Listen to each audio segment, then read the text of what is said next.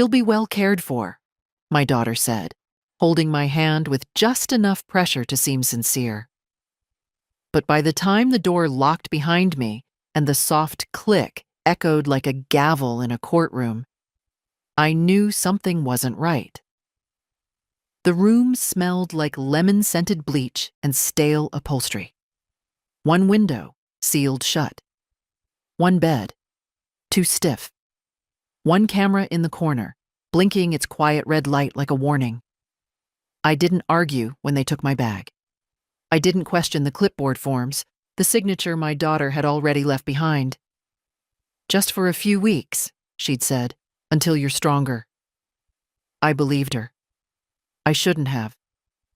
I was 78, not senile, but I suppose even sharp minds want to believe their children still mean well. The woman who brought me in wore scrubs and a badge that only said K. Ruiz. She smiled the way flight attendants do when the plane hits turbulence. "We'll check in on you every few hours. Meals will come to your door." She pointed to a tray slot that opened from the hallway. "And if you need anything, just press the button." There was no button. I sat down on the bed, careful not to wrinkle the slacks I'd ironed that morning. I'd worn them to seem composed, capable. I hadn't packed my robe or slippers because I wasn't moving in. That's what I told myself. The tray slot opened just after 6 WAD. A paper plate with lukewarm chicken and something that might have been mashed carrots. A plastic cup of water. No silverware. I tapped the door lightly. "Excuse me?" No answer. I ate with my fingers. Slowly, methodically. I'd worked through worse in my life. The first winter after Frank died. The year my left hand stopped working after the stroke, and I had to teach myself how to write again. I had learned to survive in silence. But this was not silence. This was erasure. There were no books, no TV, no phone. Just a single chair, the bed, a bathroom the size of a pantry. I opened every drawer, checked under the mattress. Nothing, no calendar. No way to know the time except by how the sunlight shifted on the wall. I moved the chair to face the camera, stared back. After an hour, maybe 2, the overhead light dimmed slightly. It was either night or the place was simulating one. I folded the napkin that came with the meal into a tight square. I placed it on the windowsill just to leave a mark. The next morning, it was gone. Someone had come in while I slept. I hadn't heard the door open. I hadn't stirred. That frightened me more than the camera. I used to run a school library. 36 years cataloging, arranging, restoring. There was a method to my days. Children came in with backpacks too heavy for their spines and eyes that still looked for answers in books. I remember the sound of pages turning, the scratch of pencils, the calm that only reading could bring. Now there was only this room and the throb in my temple. I knocked again that morning, louder. The door remained shut. Around noon, the tray slot clicked open again. A different paper plate, another plastic cup. Still no cutlery. This time it was rice and what looked like canned peas. I pressed my fingers to the warm edge of the slot and held them there, just to feel that something on the other side was alive. My daughter's name was Sharon. Still is, I suppose. She used to braid my hair when she was little, sitting on the floor while I read aloud from old hardcovers we borrowed from the library. "We'll always take care of each other," she'd say, tracing promises into my palm. I believed that, too. I don't know when she decided I was no longer a person, but a project. A responsibility to be outsourced. She'd said it like a kindness. "The caregiver will feed you." As if that were enough. By the 3rd day, I began to notice patterns. The lights hummed louder at 10 a.m. The tray slot clicked precisely at 12:05 and 5:58. The footsteps in the hallway passed every 90 minutes. I counted them, logged them in my mind. I needed something to measure, to hold on to. I started whispering to the camera, little things. I know you're there. I remember what freedom feels like. I used to read about women like me. I wasn't asking for rescue. I just wanted the room to know I hadn't disappeared. That night, I used a bobby pin I'd hidden in the hem of my waistband, an old habit from travel days, to scratch my name into the underside of the bed frame. Nora Brennan was here. Still is. The next morning, I woke up to find the sheets changed and the bed frame polished. The name was gone, but not me. The fourth morning, I stopped pretending I was here for my own good. I stood near the door when I heard the footsteps coming. 3 pairs, softer shoes, likely nurses, and I spoke through the metal. "Excuse me," I said clearly, calmly. "I'd like to speak with whoever's in charge." Silence. I waited. I'd been patient all my life. You learn that when you're a school librarian dealing with 30 loud children and 1 broken printer. After a moment, a muffled voice responded, "We'll pass the request along." Then the sound of retreating steps. No other response. No questions about how I felt or whether I needed anything. Not even a lie to smooth the surface. They wanted me passive. And if not passive, then confused. I began to understand the purpose of the room. Not to help, but to dull. No stimulation, no clocks, no radio, no human exchange beyond the tray slot, and voices that vanished before you could ask a second question. It wasn't care. It was containment. I found myself doing math. If the first tray came around 6 and the second close to noon, then I could mark the hours between by pacing. I walked back and forth between the far wall and the bathroom door, counting softly. 58 steps. 10 rounds an hour. It helped pass the time, and it helped me stay sane. That evening, after the second tray, I tapped twice on the camera's lens.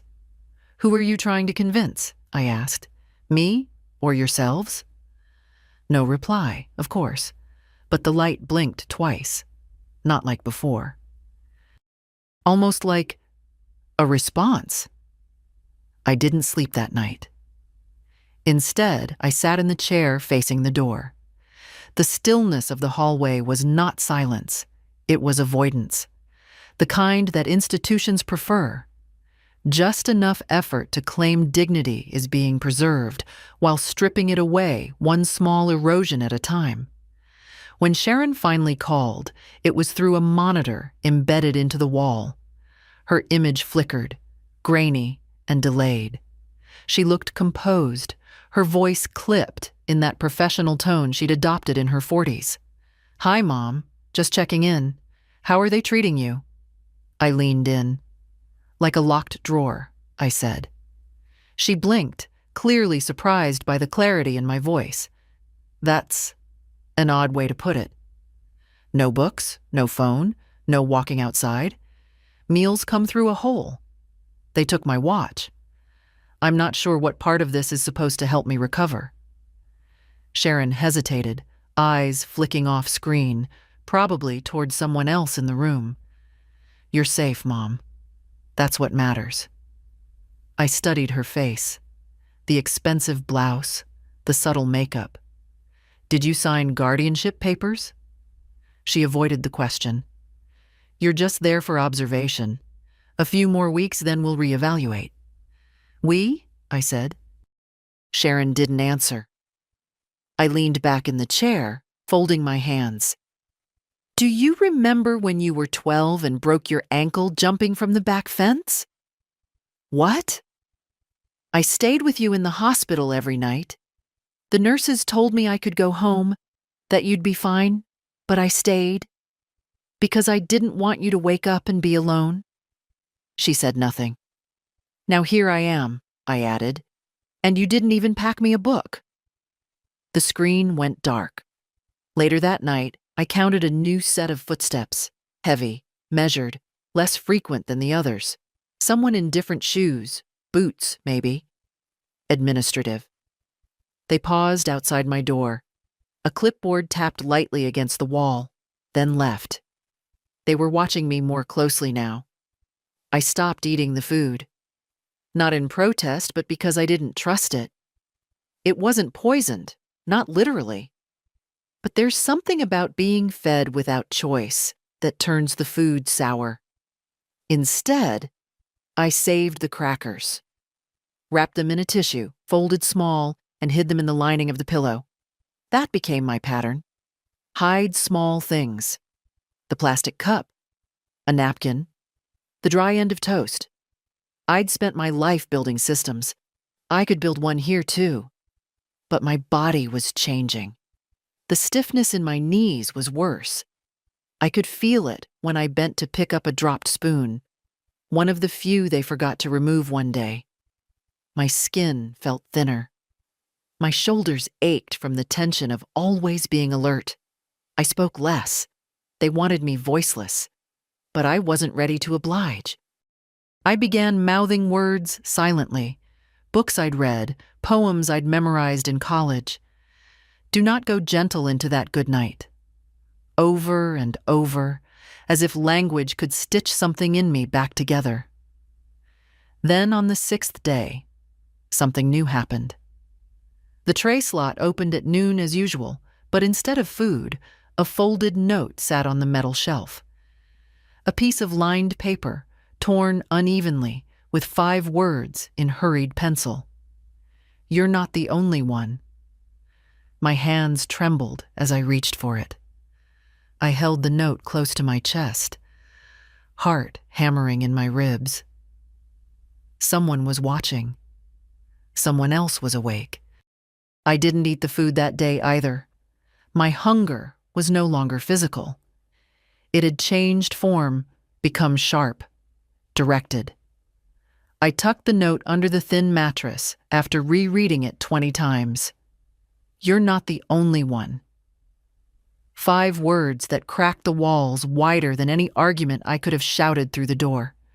Someone inside knew what this place was.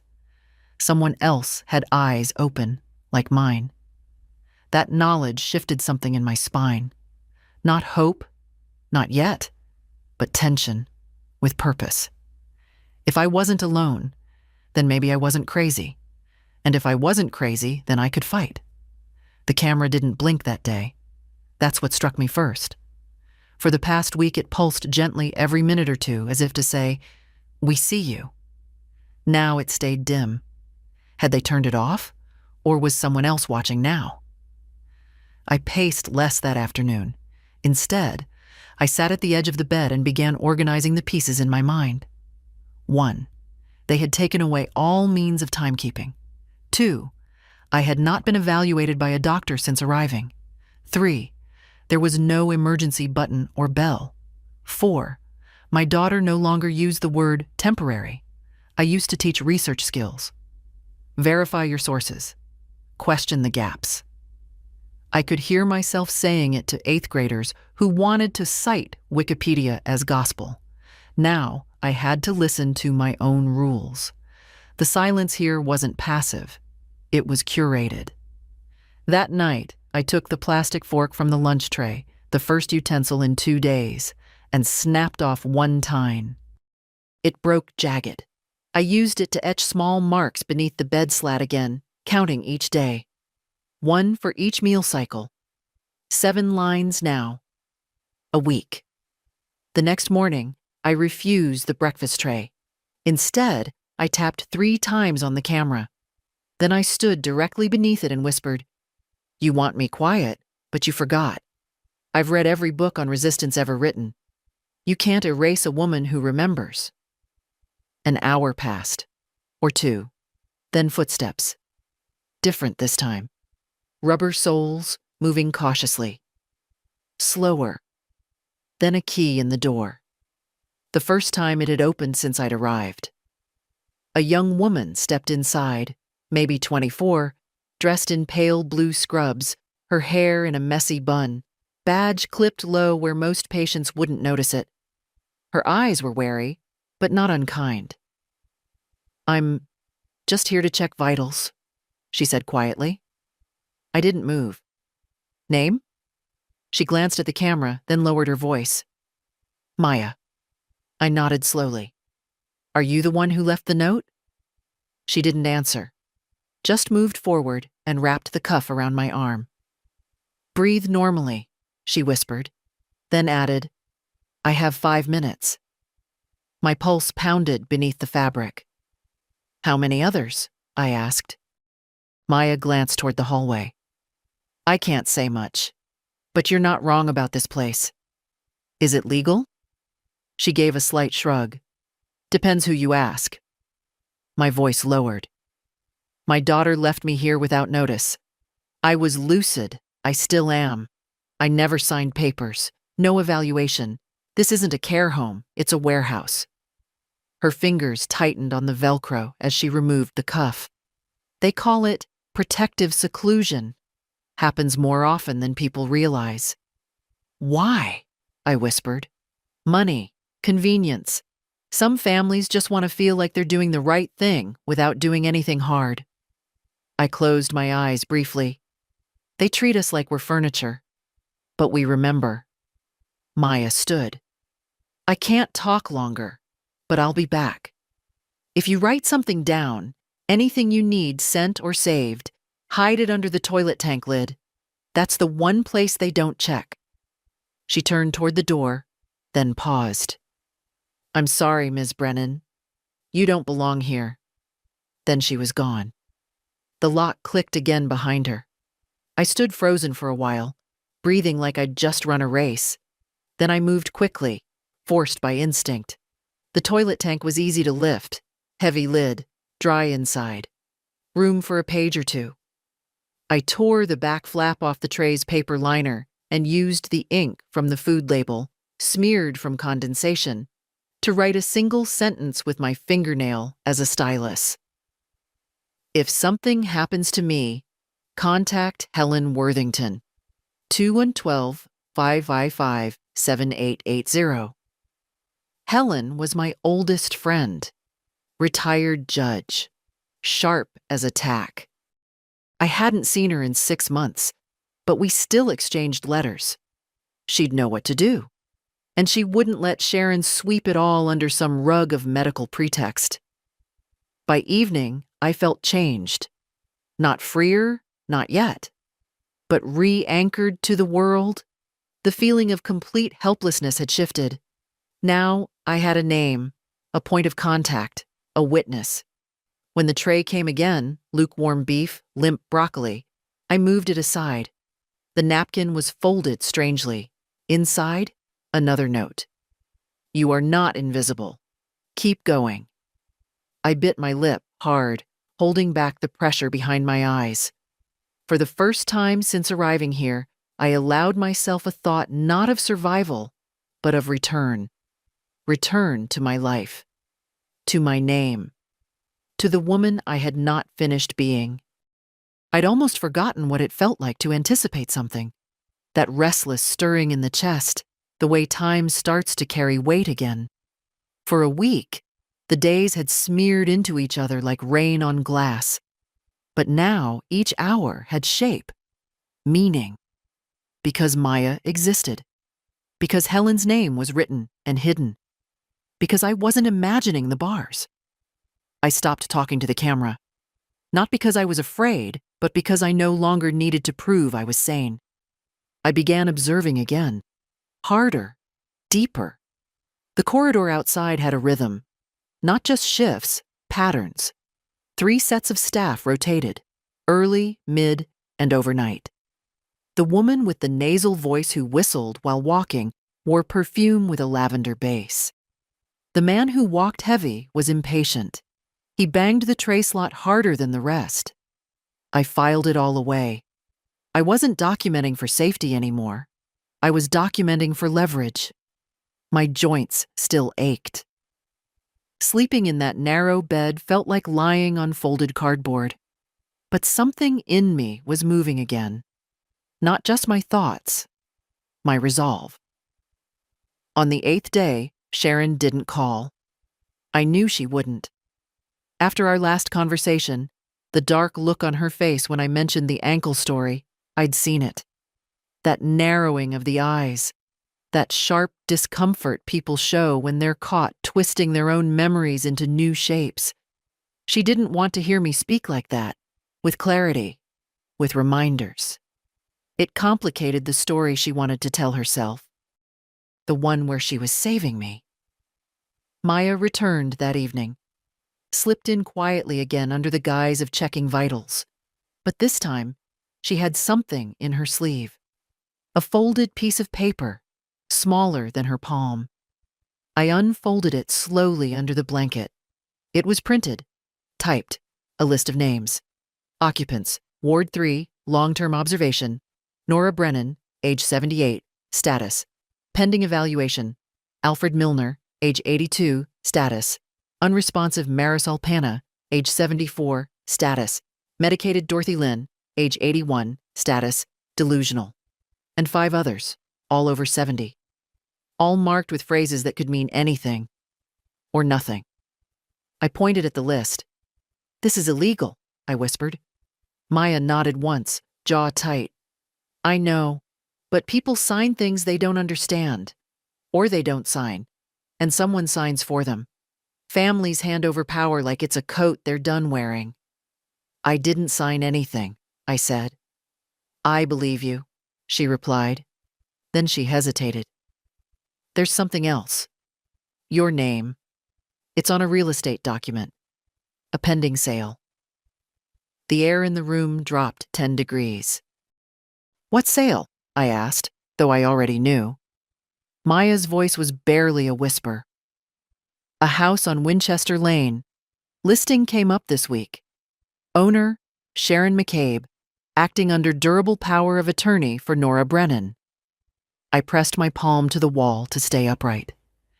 "That house is mine," I said. "Paid off. I never gave her power of attorney." Maya placed a hand on my shoulder. "They probably used a medical affidavit. Said you were mentally compromised." I laughed. Quiet, short, bitter. "I ran a library for 30 years. I file my taxes on paper. I remember the names of every teacher who ever asked me for help ordering books, and my daughter erased me with a form." "I'm sorry," she said again, and I believed she meant it. After she left, I lay in bed fully clothed. I didn't sleep. I stared at the camera, not whispering this time, just daring it. Let them watch me know. In the morning, I wrote Helen another message. This one longer. A list of names like Maya's. Dates. The note about the house. I tore the paper into 3 sections and hid them in separate places. The pillowcase seam, the cuff of my pants, behind the plastic cover of the bathroom light. If they found one, they wouldn't find all. That afternoon, I sat in the chair by the door. Tray untouched, posture straight, the kind of posture that says, "I'm still here." The footsteps came again, but they didn't stop. No tray, no Maya, just passing shoes. I waited. Then finally, a voice through the door. Not Maya, male, flat, dry. "Mrs. Brennan, the facility director would like to meet with you tomorrow." I blinked slowly. "Where?" "In the consultation room," he added. "You'll be escorted." I didn't answer. He waited. Then added, "It's protocol." And then he left. Protocol. A word meant to sound safe, neutral, clinical. But protocol is just bureaucracy with its sleeves rolled up. I stayed in the chair long after the voice faded. Something was shifting. I could feel it in the air. They were starting to notice I wasn't folding. I didn't sleep that night either. Not from fear this time, but from calculation. The mention of a consultation room could mean anything. An evaluation, a scare tactic, or a move to discredit me further. I'd seen enough institutional maneuvering in my life to know that what's called a conversation often arrives with a signature page at the end. They wanted something from me now, which meant I had something left to take. At dawn, the overhead lights brightened. That had become their way of signaling morning, not sunrise. The tray slot didn't open. No breakfast. A delay meant something was brewing. I brushed my hair using the flat edge of the plastic tray. Crude, but it restored a small sense of control. I washed my face with cold water and put on the slacks I'd arrived in. A button had gone missing. I safety pinned the waistband closed. Dignity is a discipline. At exactly 9 my guess based on the pace of the day, a woman's voice came through the door. "Mrs. Brennan, we're ready for you." They didn't send Maya. 2 staff members entered. 1 male, 1 female, both wearing corporate blue scrubs. They didn't touch me. That surprised me. They stood like security guards, motioning silently. I followed them without speaking. It was the first time I had walked outside my room in over a week. The hallway was longer than I imagined. A gray carpet muffled our steps. No windows. Fluorescent lights hummed above us in rows that stretched endlessly, casting the kind of glare that makes everything look sterile. I glimpsed 2 other closed doors along the corridor. No labels, no signs. I wondered if one of them belonged to Marisol or Dorothy. They led me into a narrow room with frosted glass and a low table. A single chair on one side, 2 on the other. The kind of setup used in job interviews or legal depositions. A pitcher of water sat untouched. A file folder was already on the table. Then he entered. Director Wallace. I recognized him from the brief orientation video they'd shown the day I arrived. He looked taller in person. Thinner, too. Late 50s, maybe. Hands manicured. Eyes that didn't blink often enough. The kind of man who confuses calmness with control. "Mrs. Brennan," he said, taking the seat opposite me. "Thank you for making time." "As if I had a choice," I replied. A ghost of a smile. "We try to maintain respectful communication here." "Communication requires consent," I said evenly. "Locking someone in a room isn't communication." He opened the folder, but didn't look at it. "We've received reports that you've been non-compliant with certain aspects of your care." I leaned forward slightly. "Which part? Breathing without permission?" He paused. "We understand transitions can be difficult." "This isn't a transition," I said. "It's containment." Another pause. Then he turned a page, casually. "Your daughter Sharon is concerned about your well-being."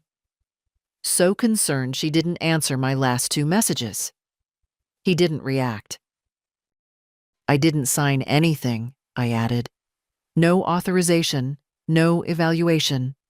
And yet, I'm here." "Your daughter presented documentation indicating durable power of attorney, along with a letter from a private physician suggesting early signs of cognitive decline." That was the first time I felt real heat rise in my chest. "Name the doctor." He flipped another page. "Dr. Eric Mathers." I laughed. Eric Mathers is Sharon's college boyfriend. He once failed a pharmacology board and went into wellness consulting. He's not a licensed practicing physician. Wallace blinked.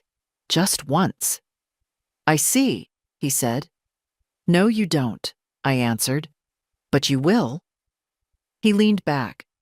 "Mrs. Brennan, this facility is equipped to help individuals transition through difficult stages of aging. But we are also obligated to ensure their safety. If you continue resisting the care plan, we may have to escalate oversight."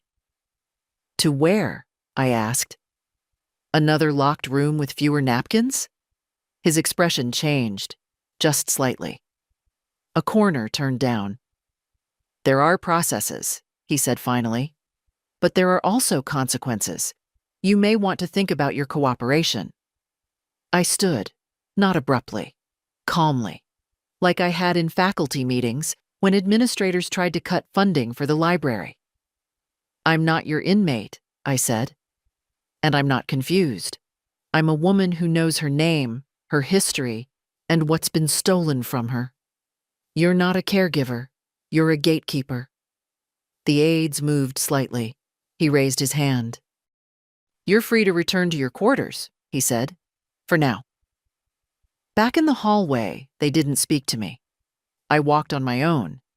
My knees ached, but I didn't limp. Limping is a negotiation. I offered them none. Inside my room, I sat for a long time. No tray had arrived. No camera blinked. The silence was heavier now, not from absence, but attention. They'd seen me clearly for the first time. And I had spoken not just with defiance, but with record. Everything I'd said was likely on file now, and that was a good thing. That night, Maya came late. Past the usual hours, her eyes were red. You made noise, she whispered, almost smiling. They noticed. I intended to. She reached into her sleeve. Another folded note. From Helen, she said. My throat tightened. I opened it carefully. One line, handwritten in pen, I recognized instantly. I'm coming. Hold your ground. I folded it slowly, pressing it into my palm like a keepsake. I always have, I whispered. The next morning, the camera blinked again. It wasn't subtle. Its red light pulsed every few seconds like before, only now the rhythm was different, faster, almost impatient. I sat beneath it in my chair and said nothing. Let them blink. Let them collect their footage, flag their reports, log their observations. I had said what I needed to say. The room had heard me. They didn't send breakfast or lunch. By now, I understood the pattern. Silence after resistance. Their version of punishment wasn't a scream. It was removal. They thought withholding would make me pliable, that hunger would hush me. But I'd gone hungry before. After Frank died, money was thin and grief thinner. I'd lived on oatmeal and memory for 3 months while trying to keep the library running. This was nothing, but it was dangerous. I knew what they were doing. Starve the body, wear down the will, blur the days just enough so the protest becomes a mumble, and the mumble a murmur, and finally, nothing at all. I laid on the bed and stared at the ceiling. 6x8 acoustic tiles. One had a faint stain, maybe water damage, maybe coffee. That square became my clock. I watched its color shift with the light, using it to count the hours. I whispered lines of poems again. I am not resigned, I said. Millay. Then Dickinson. Much madness is divinest sense. By mid-afternoon, I was lightheaded. My hands trembled slightly when I stood to stretch. I needed calories, yes. But more than that, I needed a sign that Maya was still safe. That Helen's message wasn't a fluke. That this wasn't the moment the story ended in a locked door and silence. The tray slot opened at dusk. But there was no food. Just a napkin. Inside it, 3 sugar packets and a single cracker. Folded into the corner, a note. They're watching me. Can't risk more. You're on the radar now. HW coming Friday. I stared at the date. 2 days away. Friday. I paced the room slowly, rationing the sugar. 1 packet dissolved into my water cup, another tucked under the mattress for tomorrow. The cracker I broke into quarters, chewing each piece 30 times. I used to tell students to chew their food slower. Gives the brain time to register fullness, I'd say. And now here I was, taking my own advice like a ritual. That night, I dreamt for the first time in weeks of a hallway with no doors, only mirrors. In each one, a different version of me. Librarian Nora, wife Nora, mother Nora, this Nora. None of them looked away. When I woke, I wasn't hungry anymore. I was focused. They came again at 10 a.m., not Maya.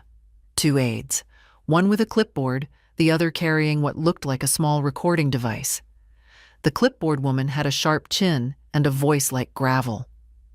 We're conducting a reassessment, she said. Please sit. I didn't move. I wasn't notified, I said. It's standard, she replied. You've been exhibiting elevated resistance. We need to reevaluate your risk profile. To what? I asked. To your convenience? She said nothing, just tapped her pen once against the board. The man placed the recorder on the table. State your full name, please. I stared at the device. Then I did what I had always done in the presence of arrogance. I gave it my clearest voice. Nora Catherine Brennan, born May 3rd, 1945. Former head librarian at Crestview School. Widowed. Mother of one. No diagnosed impairments, no legal guardianship assigned, and very much aware. The woman blinked. The man adjusted the recorder slightly. They asked 20 questions. Dates, names, locations, hypotheticals. If you found a wallet on the street, what would you do? What year is it? Who is the president? Do you believe the staff here is working in your best interest? That last one was the test. Not of memory, but of compliance. I answered all of them, calmly, slowly. No sarcasm, no anger, because they were waiting for a crack, and I would give them none. After the questions ended, the woman stood. We'll file our report. The man paused. You've got a strong voice, Mrs. Brennan. I always have, I said. When they left, I lay back on the bed, exhausted. Not from the test itself, but from what it meant. They were documenting now, framing things, building a file thick enough to justify my erasure. But they'd failed this round. Helen was coming Friday.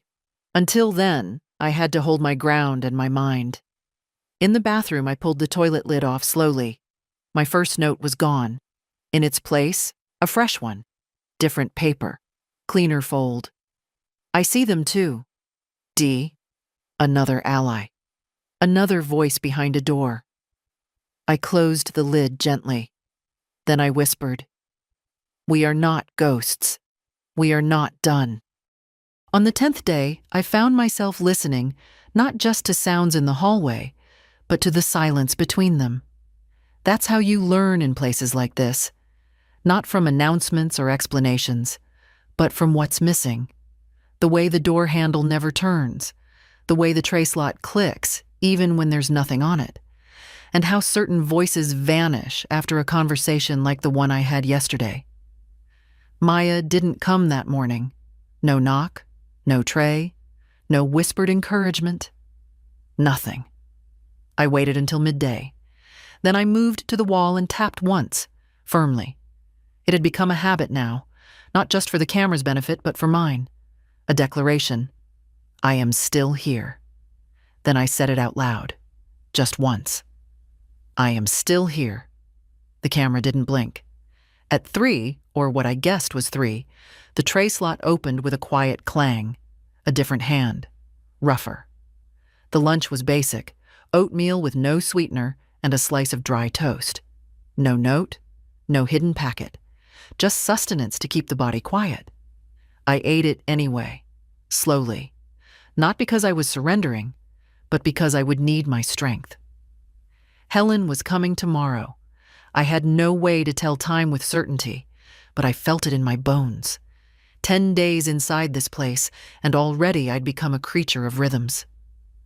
Around dusk, footsteps stopped near my door, but they didn't move on. I stayed still. Then a whisper, too low to make out words. Another whisper, closer. Then the tray slot opened again.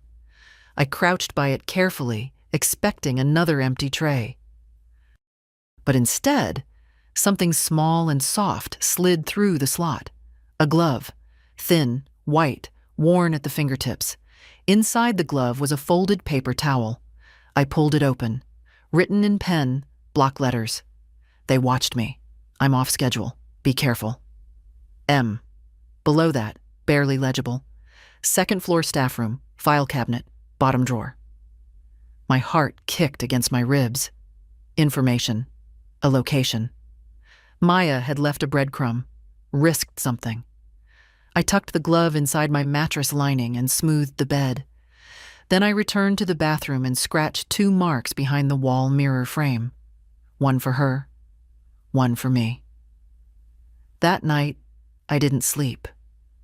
I sat on the floor against the far wall, knees pulled to my chest, listening to every creak and shuffle.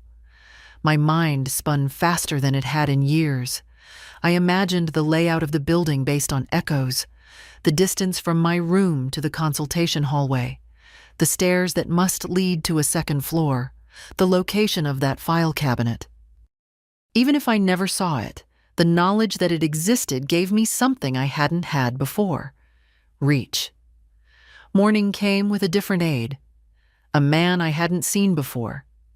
He didn't speak, just opened the door with a set of keys on a silent lanyard and motioned for me to follow. We went left this time, down a shorter hallway. No windows. At the end, a door opened into a different kind of room. Bright walls, soft chairs, a table with fruit in a plastic bowl. It looked like a dentist's waiting room, designed to lull. Helen was not there. Instead, Director Wallace stood near the window with a clipboard in hand. He smiled. "Mrs. Brennan, how are we feeling today?" "Still lucid," I replied. "Good. I'd like to offer a brief update. Your daughter has requested a delay in visitation. There's been a miscommunication about your current evaluation." "Miscommunication," I repeated. "That's a generous word." "She's asked for more time to review options. Until then, we'll continue your stay as arranged." He paused.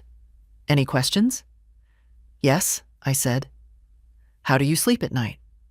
He didn't flinch. "With great care." Then he nodded to the aide. I was escorted back without further comment. Once alone again, I paced the room for nearly 2 hours. The news shook me, but it also confirmed what I suspected. Helen had tried, and Sharon had blocked her. But that meant the storm was reaching the surface. That night, at what I guessed was close to midnight, I sat facing the camera and said softly, "I was always the quiet one, the book person, the listener. But silence doesn't mean absence. You can erase access, food, light, voices, but not knowing, not memory. I remember who I am." Then I stood, walked to the bed, and began to tear the hospital-issued napkins into strips. I didn't know what I'd use them for yet. Messages, bindings, markers, but they would be ready. Let them come. Let Friday come. Friday arrived with the kind of silence that announces itself. No footsteps. No tray. No flickering camera. Just that charged quiet that feels more deliberate than noise. I sat in the chair by the bed, spine straight, hands folded in my lap. I'd combed my hair with my fingers, pressed the wrinkles from my blouse as best I could, and fixed my expression into one of calm authority. If Helen made it through the front door, I needed to be seen as the woman I was before they tried to fold me into paper. She had always had a way of entering rooms like a verdict. In law school, Helen once told me, her professor said, "Justice doesn't shout. It enters quietly and stops people mid-sentence." I hoped she'd walk in today with that same force, quiet, steady, undeniable. But I was prepared for the opposite, too. For absence. For news delivered by Wallace, or worse, silence dressed up as policy. I'd imagined the possibilities all night. The clock I'd scratched into the wall, 7 tallies now, told me we were nearing mid-morning. Then, at what I guessed was close to 11 soir, footsteps. Different from the others. Heels. Measured. Followed by a second pair, rubber soles, likely an escort. They stopped outside my door. A knock. "Mrs. Brennan," a voice said. Calm, firm. "You have a visitor." I stood before I even felt my knees cooperate. My throat tightened, but I said nothing. The door opened, and there she was. Helen Worthington, hair perfectly swept into a silver knot, eyes sharp behind reading glasses that hung from a fine gold chain. She wore a navy coat with a notepad tucked beneath her arm, and a look that could peel the paint from the walls. "Good morning, Nora," she said, as if I were sitting beside her in a courtroom and not in a holding cell disguised as care. Behind her stood a young man with a clipboard and confused eyebrows. He gestured awkwardly toward the hallway. "We've arranged a supervised conversation," he began. Helen turned to him slowly. "You'll arrange silence," she said. "I am Mrs. Brennan's legal counsel, and this is a privileged meeting. Leave us." He blinked. "Now." The boy left. The door clicked behind him. We were alone. Helen looked at me, and for a moment her expression softened. "You look tired." "I look like they want me to feel," I replied. She moved to the single chair opposite mine. Didn't sit right away, just scanned the room, the camera, the tray slot. "They're running an old game," she said. "Guardianship without court order, confinement by consent that was never given. I've seen it in elder exploitation cases before. They couch it in language like monitoring and safety. But what it is theft." "I didn't sign anything," I told her. "I know. And even if you had, it wouldn't have held. Sharon used a third-party affidavit from a man without medical licensure. I spoke to the state board last night." I felt breath return to my lungs, not all at once, but in small increments. "Can you get me out?" "I'm already doing it," Helen said. "But it takes time. There's paperwork, hearings. Meanwhile, I need you to keep notes, record details, names, times, anything." "I already have," I said. "Some hidden in the light fixture, some behind the mirror, a note in the toilet tank." She almost smiled. "Still a librarian." "They think I'm just old," I said. "That's the first mistake predators make." Helen opened her notepad and passed me a single sheet. It was a copy of a property listing. My house. My name. But Sharon listed as legal representative. "They tried to rush it," she said. "The listing went live 5 days ago, but no offers yet. I've filed an emergency injunction. That should freeze the transaction for now." I stared at the paper. The photograph of my front steps. The white railing I'd repainted myself just last summer. My begonias. My porch swing. "They were going to sell my life for a down payment," I said. Helen didn't interrupt. I folded the page slowly, precisely, like it was an obituary. Maybe it was. She reached into her bag again. Another sheet. "This is a revocation form," she said. "If we can prove you're competent, this overrides the power of attorney. But you'll need to sign it when we're in front of an authorized officer. Not today. Soon." I nodded. "I can wait," I said. "You've waited long enough." She stood to leave, but paused. "Be ready," she said. "Once the freeze is active, they may try to move you. New facility, new tactics. You need to be louder than they expect." I looked up at her. "I've been quiet for 60 years. "Then speak like you've got something to reclaim." I smiled then, the first real smile since the door had locked behind me. As she turned to go, I said, "Tell them I remember everything." She didn't turn around. I already did. The door closed behind Helen with a soft thud, and I sat there in the hush that followed, feeling more awake than I had in days. The room hadn't changed. Same pale walls, same blinking camera, same stale scent of processed air.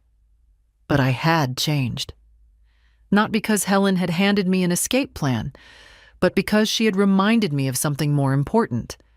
I was still allowed to want things. Justice. Return. My name back. They brought lunch late. A younger girl I hadn't seen before, trying too hard not to make eye contact. She slid the tray through and disappeared before I could say a word. On the plate, bland pasta, a sliver of buttered toast, and, oddly, a plastic spoon. I stared at the utensil for a full minute. Spoons had been removed from my room on day 2. Too dangerous, they said. I wasn't sure what had changed, but I took it as a signal. Not from them, from Maya. She hadn't appeared since the warning note. I feared the worst, but feared more the idea that she was nearby and being silenced. That's how this place worked. Not by shouting people down, but by erasing their ability to speak. I ate slowly, saved the toast crust in a napkin, and used the spoon's handle to press another message into the lining of my shoe. A location, a name, one final instruction. If moved, contact Worthington immediately. No consent, no decline. I folded it into plastic wrap from yesterday's lunch and pressed it flat. My fingers ached more now, joints swollen, movements slower. But pain was not a stop sign, just a toll booth.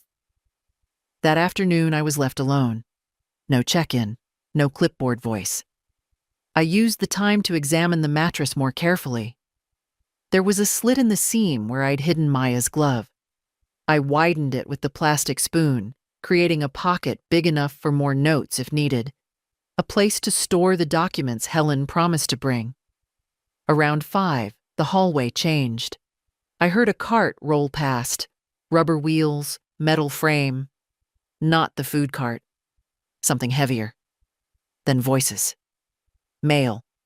And not ones I recognized. "You sure it's this room?" Director said so. "Quiet one. Could be trouble." My pulse climbed. I sat up, placed the spoon beneath the pillow, and straightened my blouse. The knock came seconds later. 2 men, security by posture, not uniform. One held a clipboard, the other stayed near the door. "Mrs. Brennan," clipboard said, "you've been selected for medical reassessment off-site. Temporary relocation." "No," I replied. He looked up, blinked. "This isn't optional. Transport is waiting." "I do not consent," I said clearly, "and you have no legal basis. You're not in a position to refuse." "I have counsel," I said. "Helen Worthington, licensed, active. You move me, it's unlawful detainment, and I will testify." The man at the door shifted. Clipboard's voice flattened.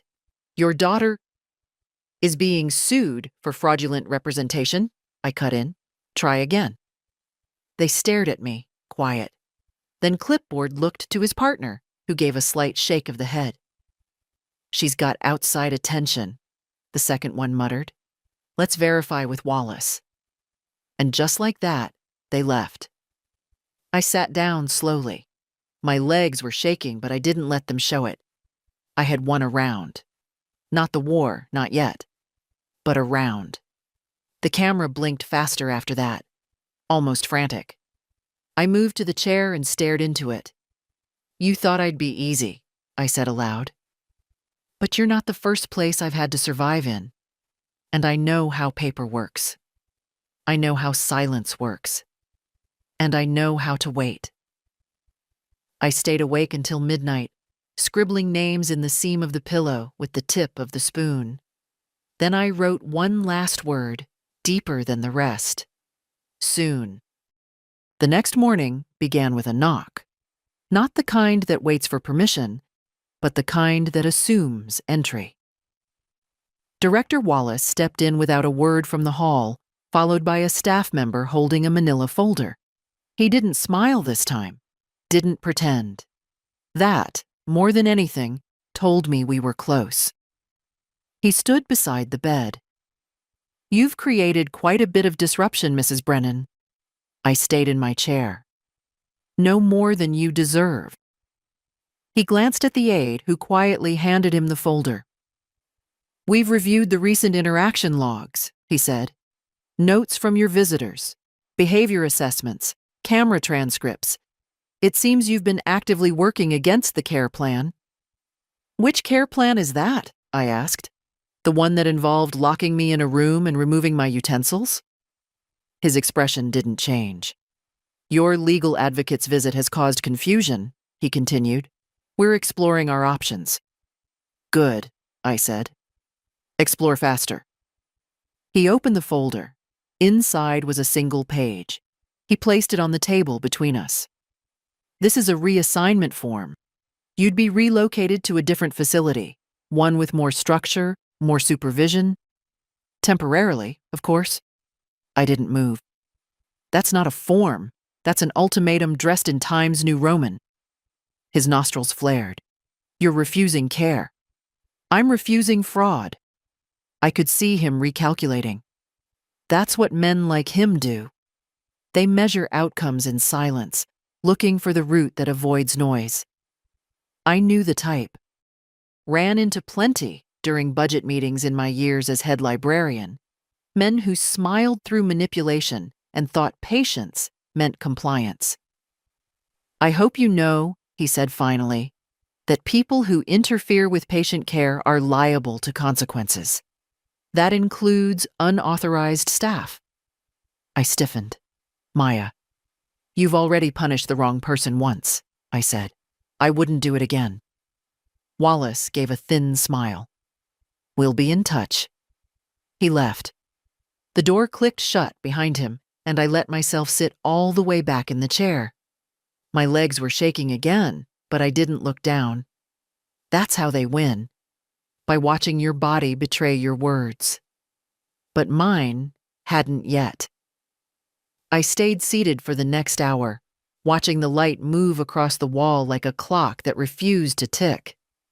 At noon, the tray slot opened. Inside, a plate of toast, butter, scrambled eggs, still warm, and beneath the plate, a folded square of paper. I pulled it out and read quickly. I'm gone, suspended, but I left you a gift. Filing cabinet, second drawer, bottom left corner. M. I held the note in my lap for a long time. Maya had risked everything, and now she was gone. Pushed out or pulled back, either way I wouldn't see her again, not here. And yet, she'd left something. I began planning, not for escape, not exactly, for leverage. That afternoon, I pressed the button on the wall, the one they claimed didn't work. Just once. A voice crackled from above. State your need. I need to visit the second-floor consult wing, I said. Medical request. I've had tightness in my chest. Pause. Then, staff will evaluate. I waited. Half an hour later, an aide arrived. Not one I recognized. Neutral face, efficient movements. She opened the door and gestured. Consult wing.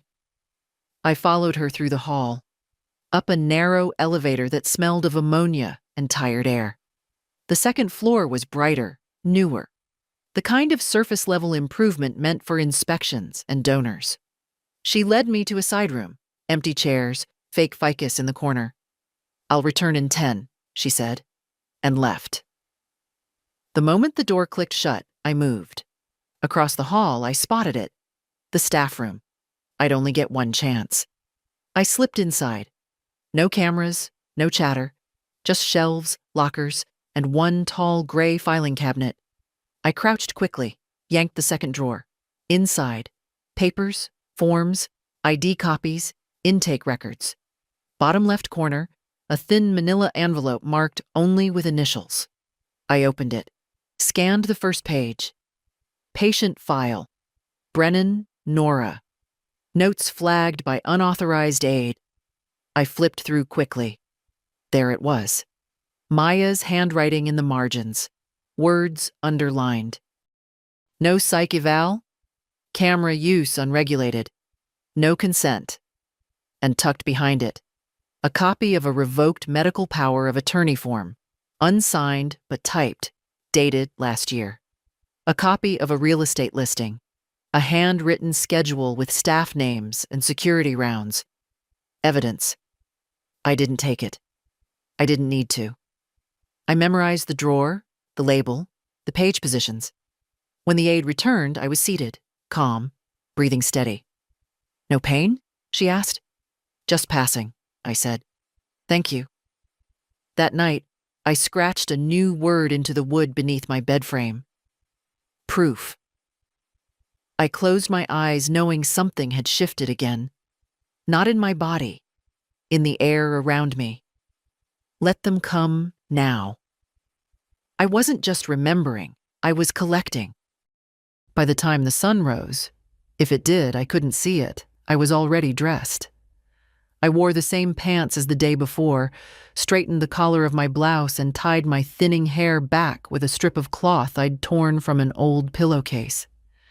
There's a kind of armor that comes from preparation, and mine had nothing to do with metal or force. Mine was made of habit, intention, and memory. They didn't bring breakfast. I didn't care. I sat in the chair by the door, legs crossed at the ankle, spine straight, waiting like the old field generals used to wait for news. Calm, prepared. Just before noon, the door opened without warning. Helen stepped in. No escort. No announcement. Her coat was still buttoned, and her face was sharper than I'd ever seen it. She held a folder, thick, dog-eared, the kind that only accumulates when someone's done real work. They stalled me at the front desk, she said. 30 minutes of procedural nonsense, but they can't block me. I nodded once. They tried again yesterday. She raised an eyebrow. Removal, I said. Off-site reassignment. I refused. They backed down. Helen smiled grimly. Good.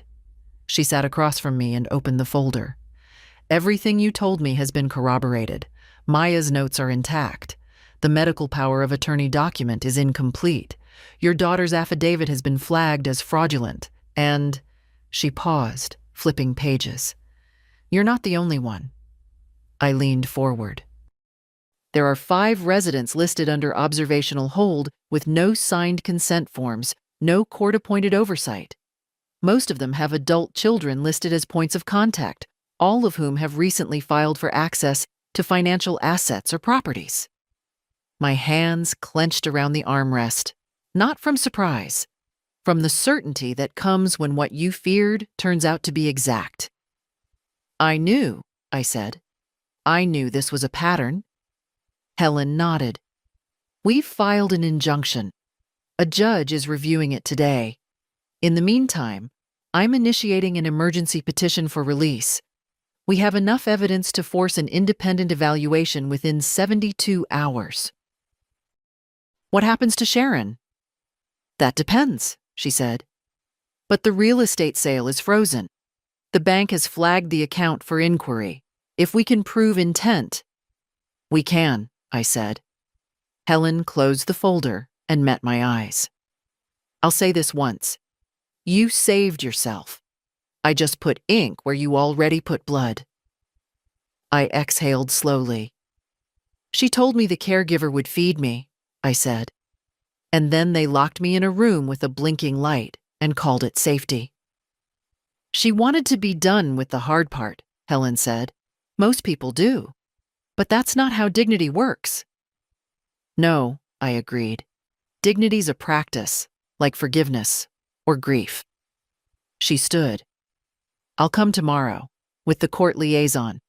If they try to move you again, don't argue. Just stall. Name names, mention the petition, say unlawful detainment, say false guardianship. Loudly. I will. And Nora, she said, hand on the door, will get you out.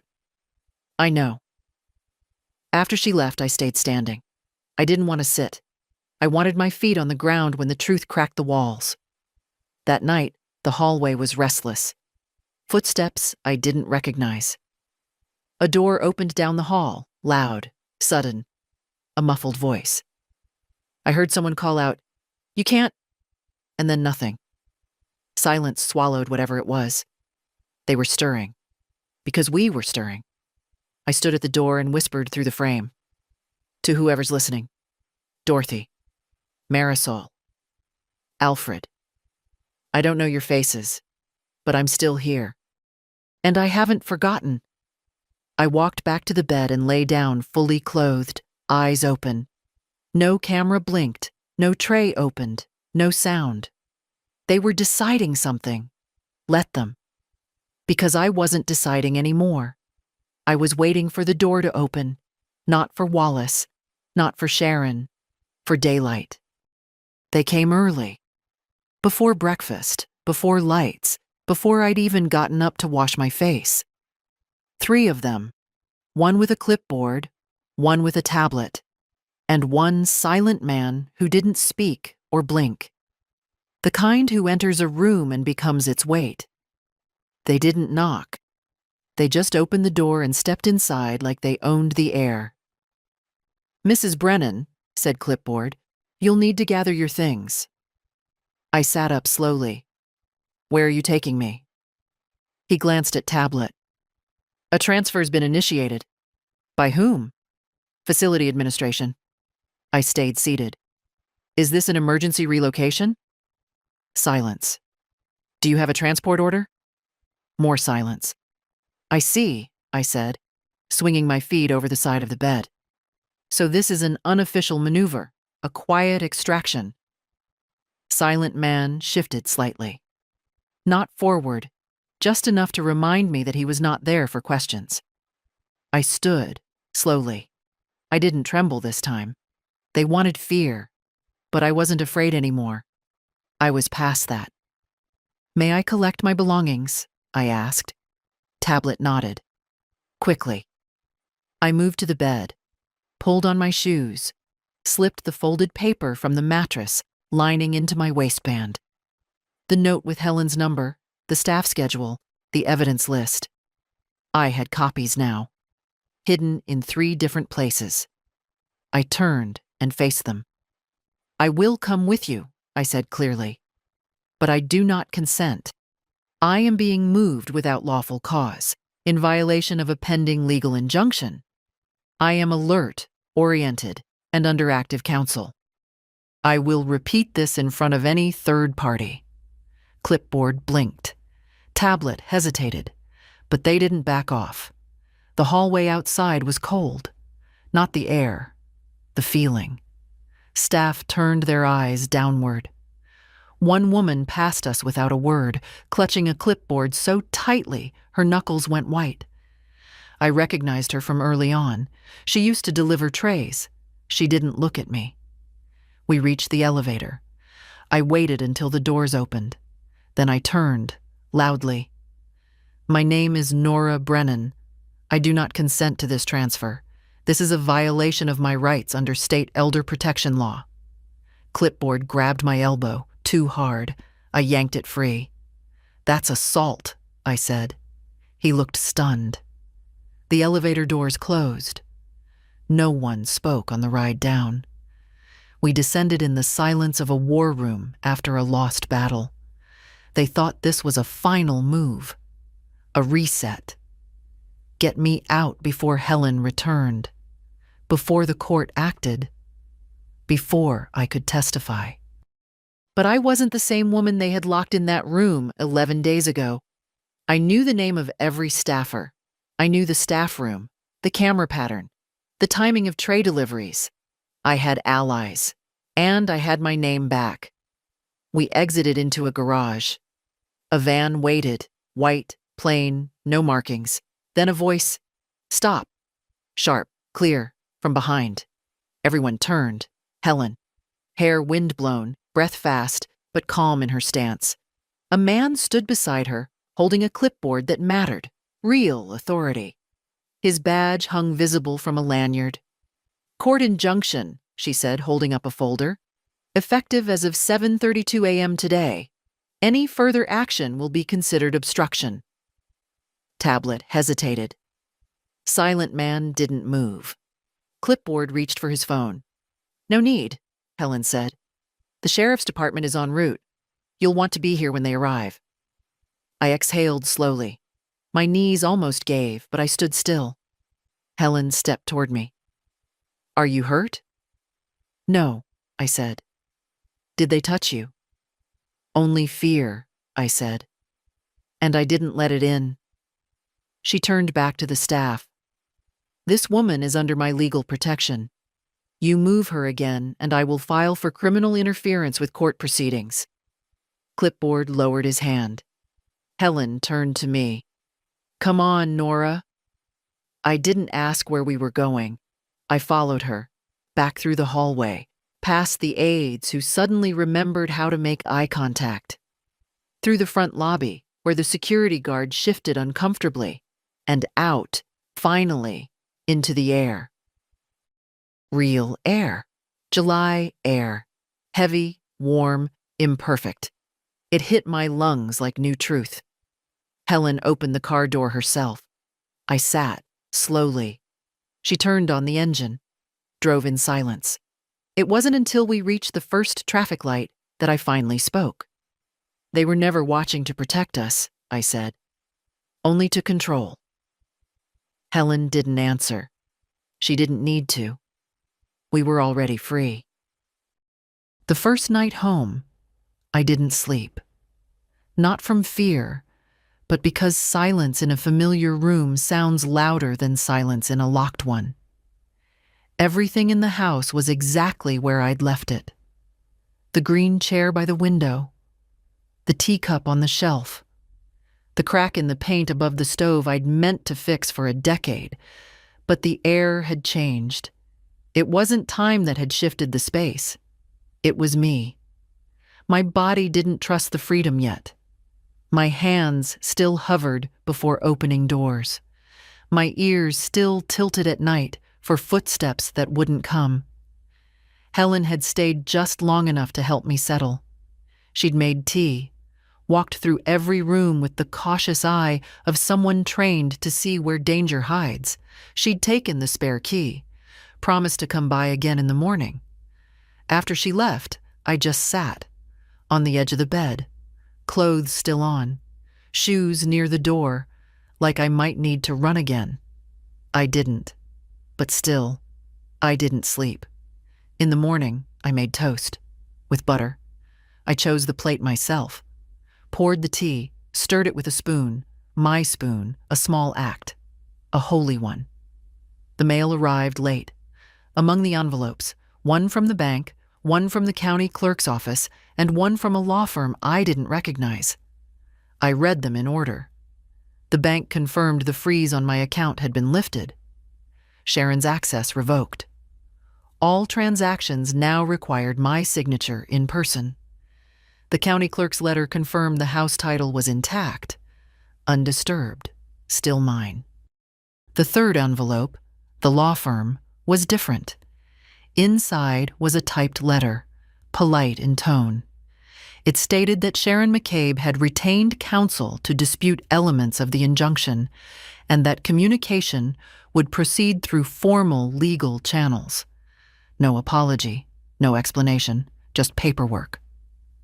That night, I walked through the house slowly, touched the edges of the tables, ran my hand over the back of the couch, turned on every light. Not out of fear, but out of ritual. I had to remind myself that this was mine. Every chair, every creak, every corner of dust. This was the life I had kept upright for decades, and they had tried to turn it into an inheritance before I was done using it. I found an old photo on the mantel, Sharon at 6, missing a front tooth, clutching a ribbon in one hand. She looked so proud then, and I remembered that day, the library spelling bee. She had won by spelling magnanimous. I sat on the couch and held the photo for a long time. She wasn't always like this. Entitlement is a disease that grows slow. It starts in small permissions, skipping phone calls, avoiding holidays, forgetting birthdays. Then it blossoms, fed by silence and assumption, until it convinces a person they've earned what was never theirs to take. That night, I wrote her a letter. Not for pity, not to restore anything, just to say what hadn't been said. I told her what they did to me, what she allowed, what she'll never take again. I didn't send it, not yet, but I left it on the kitchen table. where sunlight would hit it first in the morning, where I would see it with clear eyes the next day, decide if it needed to travel. Then I made a list. Names: Dorothy Lynn, Marisol Pena, Alfred Milner. Next to each, questions. Where are they now? Who is helping them? Are they still inside? I didn't want to be the kind of woman who escapes and then forgets the walls, so I wouldn't. Helen had given me a path, but they had given me a reason. That night I fell asleep with the windows open. No locks. Just wind. Just the sound of my house breathing again. And for the first time in weeks, I dreamed of nothing. I spent the next few days in motion, not restless, not running, just deliberate. I made lists every morning. What needed repair, what needed returning, what needed remembering. I cleaned out the pantry, called the locksmith, went room by room and opened every drawer, every cabinet. I touched my life back into place. Helen came by with updates. Sharon hadn't responded to the court's request for financial documentation. That would hurt her case. She'd also ignored 2 certified letters. Helen's mouth curled at that. "She's betting on your fatigue," she said. "She thinks you'll retreat. Stay quiet. Be grateful and go still." I almost laughed. Then she never knew me. We were sitting on the porch. The air was thick, summer pushing at the edges. My tea had gone cold, but I liked it that way. Everything felt calmer. Cold? Helen placed a small folder on the table. "We have a hearing in 2 weeks, but there's something else." She handed me a printout. It was a staff photo, 8 people, arms crossed, all in medical blues. "Maya's clinic," she said. "She's found a new job, safer, smaller. They're vetting her story carefully. She's protected now." I didn't speak for a long time. When I did, I said, "She reminded me what it felt like to be seen." Helen nodded. She wasn't supposed to care, but she did. "She's the reason you're out." "No," I corrected. "She's the reason I didn't break." Helen didn't argue. That afternoon, I wrote a letter to the state ombudsman's office. Simple, clear, detailed. I used the margins to list names: Dorothy, Marisol, Alfred, and dates, approximate schedules, things I remembered. I included the file drawer, the note in the toilet tank, the unsent evaluations. I sent copies to 2 local reporters, not because I thought they'd publish, because someone should know. Because somewhere, someone's mother is being quiet in a locked room right now. And someone's daughter is saying, "Don't worry, the caregiver will feed her." And it's a lie. The next day, I went to the market. A woman I hadn't seen in a while waved from the end of an aisle. Her face lit up, then fell. "I heard you were away," she said. "I was," I replied. She waited, unsure. "I'm back," I added. She nodded. "You look good, strong." I smiled. I had to be. I came home with groceries and a bag of lemon candies, just because I used to love them. I filled the house with the smell of garlic and broth, opened the windows again, let the air move through every room. Then I sat down and picked up the letter I'd written to Sharon. I reread it. I didn't soften it. I added one line at the end. "You don't get to decide how my story ends." I folded it, placed it in an envelope, not stamped, not sealed. It would sit there, on the kitchen counter. A reminder, not for her, but for me, that I had a story, that I still owned it, that I was telling it now. The hearing was short. Helen said they often are, when the evidence is clear and the lies too thin to stand. The judge read the affidavits, reviewed the documentation, and asked only 2 questions. "Do you feel safe in your home, Mrs. Brennan?" And, Do you wish to maintain full legal autonomy? I answered both without pausing. He signed the revocation order within the hour. Sharon's power of attorney was nullified. The court declared me competent and restored sole control of my affairs. I thought I'd feel victorious. I didn't. I felt right. Aligned. Back where I was meant to be. Outside the courthouse, Helen and I stood by her car. It was humid again. The kind of day where everything sticks, even your breath. "You're free now," she said. "I've always been free," I replied. "They just tried to convince me otherwise." She nodded, quietly. We didn't hug. I didn't need comfort, just company. She gave me that. In the weeks that followed, things returned. Slowly. The neighbors started waving again. The phone rang with real voices.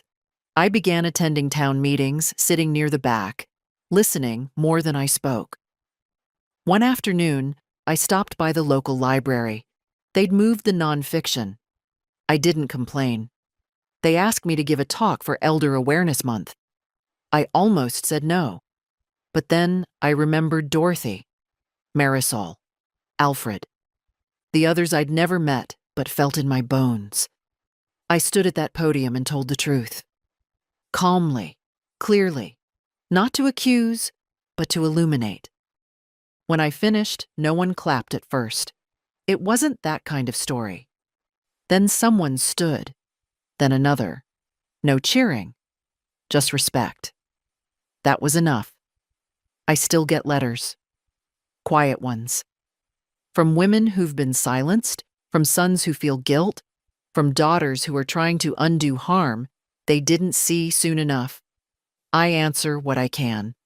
I tell them what Maya told me. Start small.